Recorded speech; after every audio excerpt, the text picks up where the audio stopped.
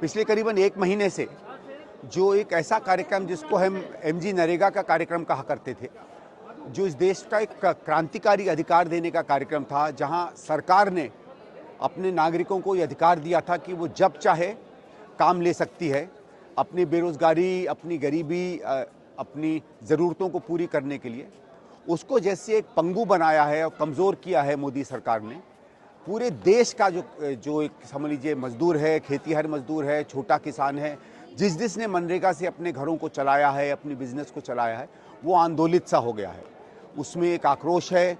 उसको ऐसा लगता है कि उसका एक अधिकार, जिसने पिछले 15-20 साल में बहुत हद तक उसके जीवन को सार्थक बनाया था, और ये कोविड में भी सबको समझ में आया था कि कोविड में जब सरकार ने पूरी तरीके से हथियार घेर दिए थे, तब एक मनरेगा ही कार्यक्रम था जिसने करोड़ों लोगों को वो सहायता दी थी जो कोविड में जब सारे काम बंद हो गए थे, तब लोगों के घर में जब चूल्हे नहीं चल रहे थे तो उससे लोगों के घर में चूल्हे चलने लगे थे। उस कार्यक्रम को आज मोदी सरकार ने 2 या 3 चीज़ों से इतना कमज़ोर किया है। मैं आपको 2 एक उदाहरण देना चाहता हूँ।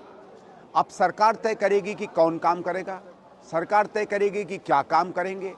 मतलब गांव की विशेषताएं जो पहले पूरी होती थी, इंसान आगे बढ़कर अपनी ग्राम सभा में बताता था कि उसकी और उसके समाज की क्या ज़रूरतें हैं, उस सबको दरकिनार करके एक तानाशाही सरकार की तरीके से हमारी सिर्फ भारत सरकार, प्रधानमंत्री, उनका दफ्तर अगर तय करेगा, तो इसके अंदर जो लोकतांत्रिक मूल थे, लोगों के अधिकार के जो मूल थे मनरेगा के, उसको बिल्कुल समाप्त करके एक सरकार की तरफ से दान पुण्य वाली स्कीम इसको बना दिया है।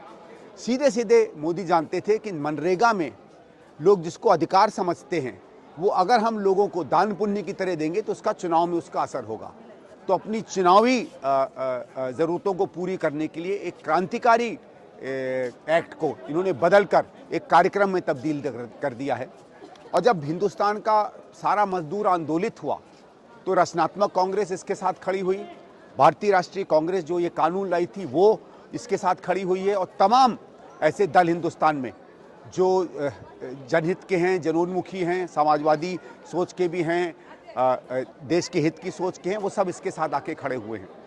आज पूरे हिंदुस्तान से 200, 250, 300 से ऊपर कार्यकर्ता, मनरेगा यूनियन के नेता, ऐसे लोग जो समाज में लोगों के साथ काम करते रहे हैं, उन सब का एक जमावड़ा हुआ है।